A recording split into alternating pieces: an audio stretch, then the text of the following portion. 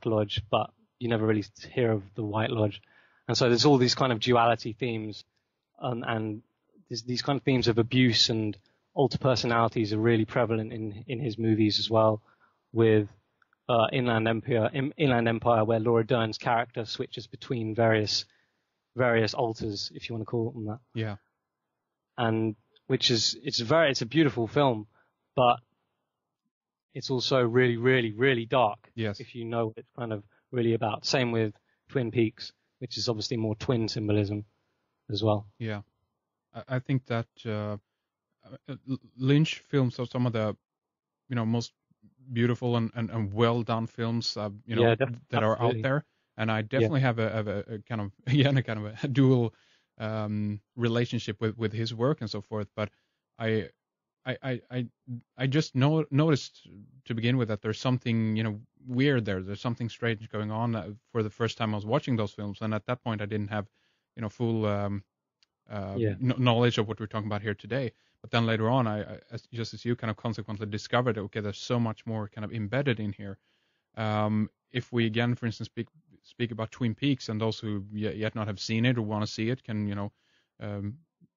what do you call it? Just I'd recommend everyone go see Twin Peaks and all of Lynch's stuff. Yeah, because it can be really educational as well as being extremely entertaining.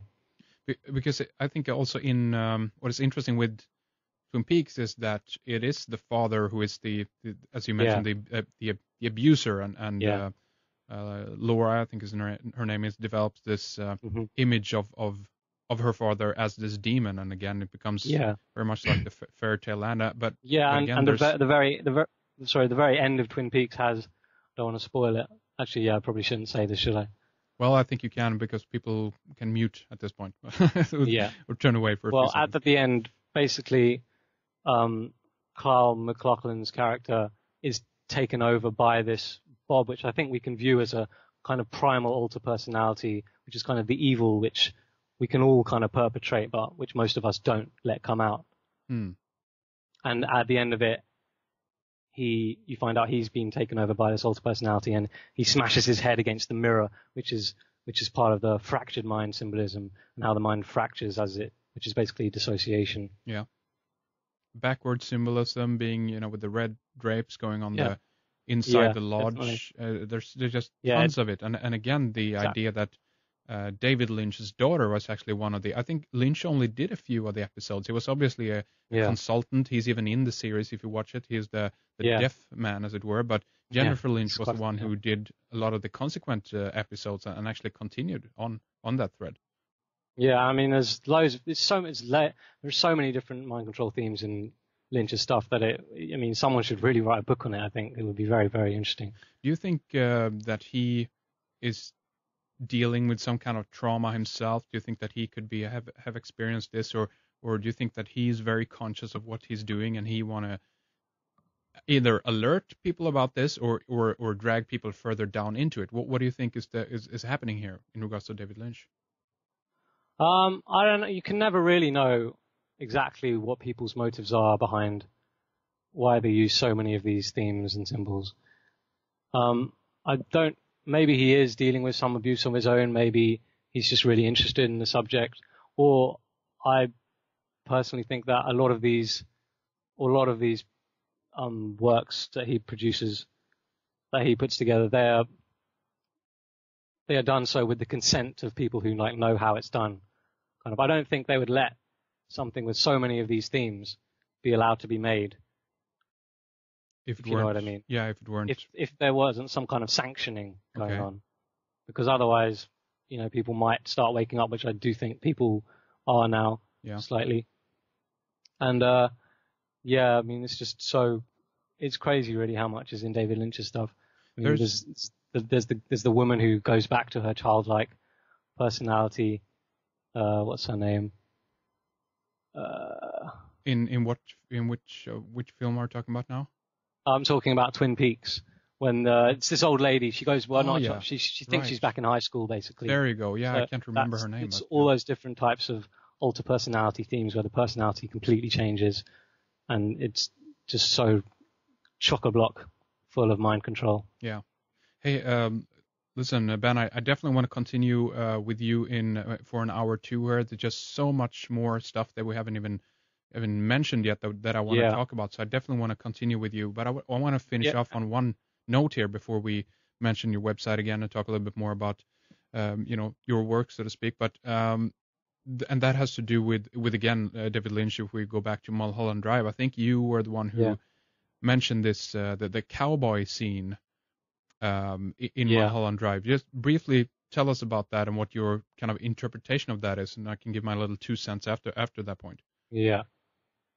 Okay, well, basically, this guy has had his life destroyed because he won't cast their mind-controlled slave actress, who is kind of a Marilyn Monroe type, blonde-haired figure, if you know what I mean, Hollywood sexy star.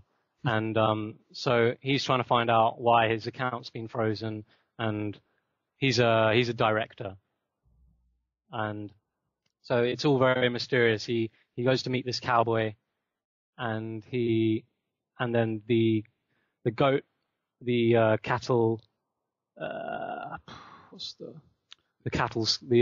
goat skull is above the ranch, and the light goes on, which is all very Luciferian.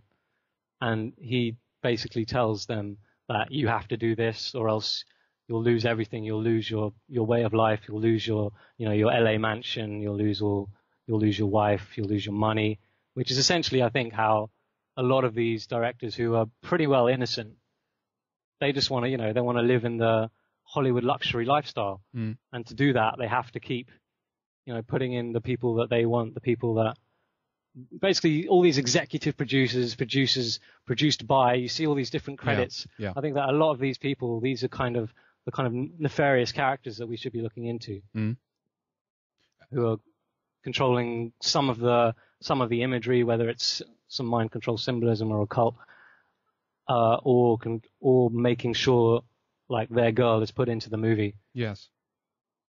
I mean, Chris Knowles mentioned that also, the incredible detail that goes into every single scene, advisor after advisor, producer. Sorry, no, you're just,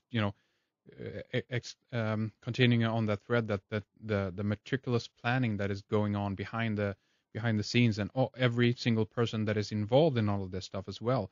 And again, I'm glad you mentioned that idea that in Mulholland Drive, in the film, you can actually see him being, almost in one degree kind of blackmailed, as it were, by this cowboy character when he goes up to the mountain, which is another kind of religious symbol almost. Yeah, definitely.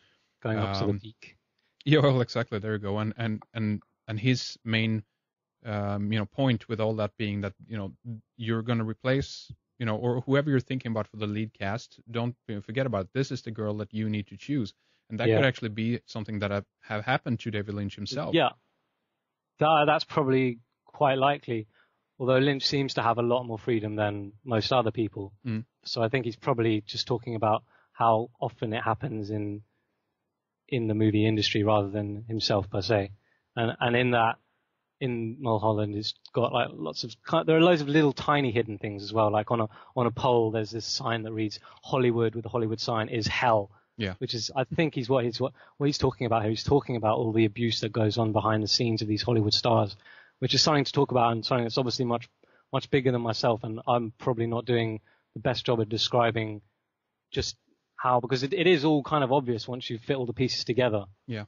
Well, but that is the work. That's the good aspect of what you're doing here, Ben. You're drawing attention, as it were, to these elements, to this aspect. And again, I think that people who might have seen the films, but again haven't had this background or context, go back and watch the films again and consider some of the elements that we've talked about here today. And these are just a few examples. Obviously, there's tons more.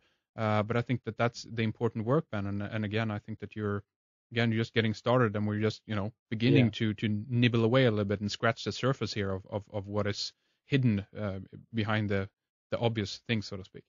Yeah, I'd like to get a little more focused on movies and just basically set things out in a more focused way where everything's more obvious.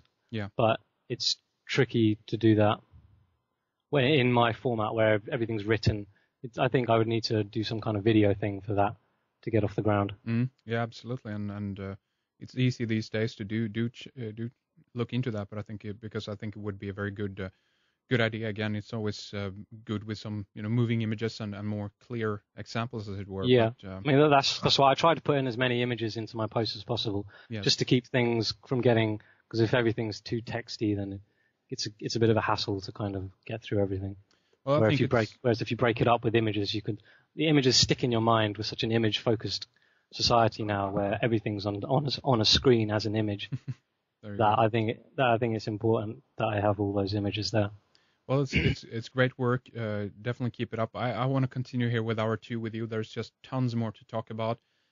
Before we take a little break, listen to some music and so forth. Mention your URL to your blog again, and if there's anything else you'd like to mention before we take our break, Ben. Yeah, it's pseudocultmedia.blogspot.com, which is pseudocultmedia.blogspot.com. And can I just say, this is my first time doing this kind of interview kind of setting, so I'm a little nervous, and I've kind of been a bit sketchy on some of the details. I wish I could have remembered some of the information more concisely than I have done. So just be aware that this is kind of my first thing, so I'm a little nervous.